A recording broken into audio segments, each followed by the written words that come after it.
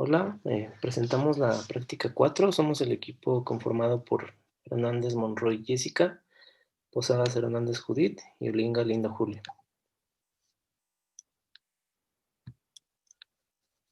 La fragmentación de los diversos hábitats ha tenido un gran impacto sobre las especies que viven en ellos. Esto ha orillado a muchas poblaciones a buscar acomodo en zonas aisladas distintas a las inicialmente pobladas. Estos factores de cambio pueden modificar genética y morfológicamente a las poblaciones. En esta investigación se estudió a los perritos de la pradera en distintas zonas de Chihuahua al norte de México. Estas poblaciones han estado sometidas a la fragmentación de su hábitat. También han sido amenazadas y aisladas hacia la periferia de las poblaciones originales. Esperamos que existiera un declive de la diversidad genética a causa de la interrupción del flujo de genes y la endogamia principalmente, además de la alta reducción del rango geográfico. Sin embargo, existen muchos factores que influencian la variabilidad genética en sentidos versátiles. Por tal motivo, se evaluó la diversidad genética con diversas pruebas aprendidas a lo largo del curso de genética de poblaciones. Particularmente las poblaciones de perritos de la pradera tienen características únicas. Se les relaciona con la organización social, existe la presencia de grupos familiares y conectividad entre colonias, por lo que debemos considerar un sesgo introducido por estas características. Las poblaciones o grupos definidos para el análisis de los datos se basan en 5 zonas, así que analizaremos entre poblaciones y se modificará la agrupación de las poblaciones para evaluar estructuras jerárquicas mediante marcadores moleculares. Evaluaremos microsatélites de 10 marcadores ajustando con datos poblacionales de 126 muestras dadas. Las poblaciones a las que pertenecen los individuos son 1 La Báscula, 2 La Cal, 3 Buenos Aires, 4 Ojito Sur y 5 El Cuervo. Estas son poblaciones definidas si se poseen un número de individuos variables de entre 16 a 48 y el primer resumen del análisis indica que se muestra codominancia. Como es de esperar, la heterocigosis nos muestra diferencia notoria a primera vista entre las 5 poblaciones. La heterocigosis esperada es muy similar a la heterocigosis observada. El número de alelos es muy sensible al tamaño de la muestra, por eso es importante analizar las diferencias de los tamaños de muestras entre las 5 zonas de muestreo para la siguiente prueba. Fue necesario remuestrar la cantidad de alelos en función del tamaño mínimo, que en este caso es para la zona 5. Esto con la intención de estandarizar con el número de alelos de la población. Lo que observamos en el segundo gráfico es interesante, la similitud entre las poblaciones 3 y 5. Fue útil aplicar un remuestreo para ver la cantidad de diversidad genética con menor sesgo de tamaño estimado. Por su parte, las otras 3 poblaciones mostraron valores similares entre sí.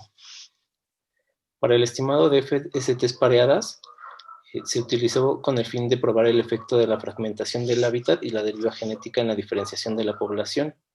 Con la función NAIF-FS del programa R, a partir del marco de datos que contiene la población de origen y los genotipos de múltiples locus, se formó un core plot. Este gráfico nos muestra valores pareados y su comparación entre estos. Hay poblaciones que no tienen estructura entre sí, lo que nos indica que en general aparece una variabilidad de sus frecuencias alélicas entre poblaciones. Para el área de estudio podemos observar en este mapa las 5 zonas de donde se recolectó a los perritos de la pradera para poder tomar las muestras.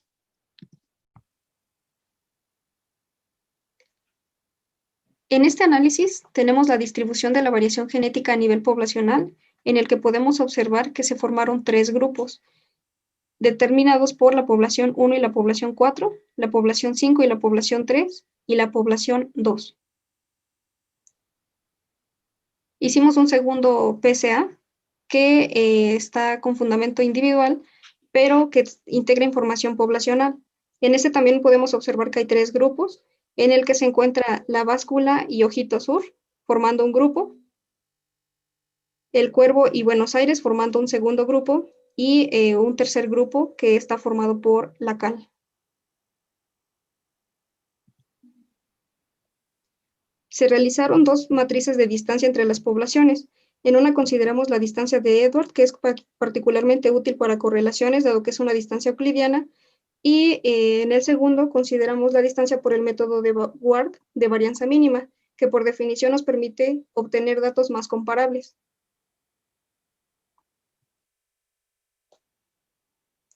Asimismo, realizamos análisis de discriminantes que nos ayudan a determinar el número de grupos genéticos. En este plot podemos apreciar la probabilidad de asignación de cada individuo a cada uno de los componentes y también podemos conocer el número de grupos genéticos que tenemos en realidad. Esto es justo lo que apreciamos en el siguiente gráfico, en el que podemos determinar que en lugar de 5 poblaciones, en realidad tenemos 3, pero estas 3 están distribuidas en 5 localidades. En el gráfico de probabilidad de asignación de individuos, vemos justamente estas tres poblaciones, en donde la población 1 y la población 4 están formando un grupo, la población 5 y la población 3 en realidad corresponden a una misma población, y finalmente tenemos la población 2.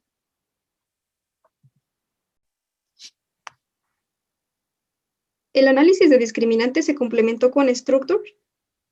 Este es un gráfico en donde podemos determinar el número de poblaciones real que tiene nuestro análisis y donde el pico representa el número de poblaciones reales, que son 3. Esto también se puede observar en el siguiente plot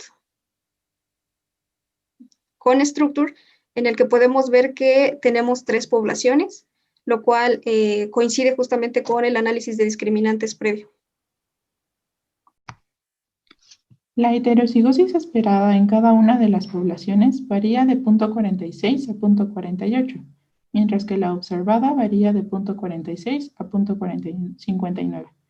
Por lo tanto, mientras que la heterocigosis observada queda dentro de lo registrado en la literatura, la heterocigosis esperada es un poco más baja de lo que se ha reportado, lo que puede ser resultado de ser una población periférica y por lo tanto tener una heterocigosis ligeramente menor a la antes reportada. La diferenciación genética observada de perritos de las praderas con los diferentes estadísticos muestran una metapoblación, la cual está definida como grupos de subpoblaciones, cada una con colonias independientes, sujetas a procesos de extinción y recolonización. En este caso, por la estructura poblacional que tienen los perritos, en donde se agrupan por familias, en donde se encuentran normalmente un macho reproductor y varias hembras y crías, estas familias conforman colonias. Las colonias son grupos de familias con machos reproductores que se pasan entre las colonias reproduciéndose.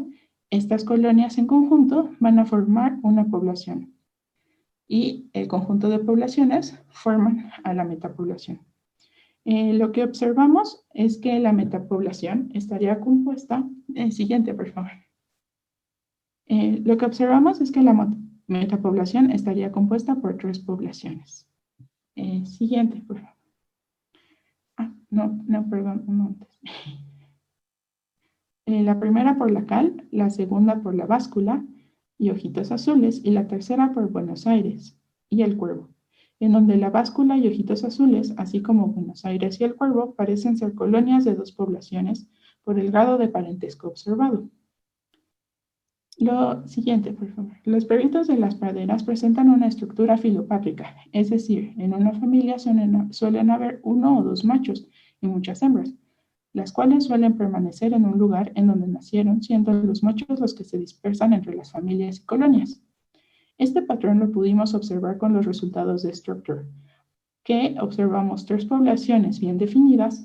Observamos también algunos patrones de otras poblaciones en las poblaciones definidas. Esto se ha reportado en la literatura, en donde se describe qué es lo que se genera en que las colonias tengan flujo génico y poca endogamia. No obstante, cuando hay barreras geográficas, el flujo génico entre machos se detiene. Siguiente, por favor. Un patrón interesante observado es que cuando quisimos ver el tipo de barreras físicas que se encontraban presentes entre las poblaciones, nos dimos cuenta de que de las grandes distancias y demás barreras geográficas que estaban presentes en el lugar, como sembradíos y asentamientos humanos. Siguiente, por favor. Y una más. Lo que puede sugerir la existencia de colonias intermedias entre las colonias muestradas que estarían uniendo a las poblaciones. Para finalizar, cabe mencionar que para tener una representación más detallada de la estructura poblacional de los perritos, es necesario tener un mayor número de muestras y así podemos ver cómo se estructuran las diferentes poblaciones y colonias. Concluimos primero que entre la población 1 y la 4 hay mayor riqueza alélica debido a un alto flujo génico. De acuerdo con el índice de fijación FST, estas poblaciones comparten una estructura genética, lo cual explica su similitud. Probablemente existen otras colonias intermedias que pueden presentar evidencia de este flujo génico. La segunda conclusión es que entre la población 3 y 5, correspondientes a Buenos Aires y el Cuervo respectivamente, hay menor riqueza alélica, probablemente por el flujo génico entre estas poblaciones, derivado del aislamiento provocado por la fragmentación de su hábitat, bien sea por barreras que pueden geográficas o antrópicas. Esto disminuye el tamaño efectivo de la población, a la vez que favorece la endogamia y el efecto de deriva génica. Finalmente, en la población 2, la cal, se observa una población distinta, probablemente por el aislamiento derivado de la fragmentación, por barreras geográficas, actividades humanas, pastos cortos, entre otras características de la región Llanos, Chihuahua.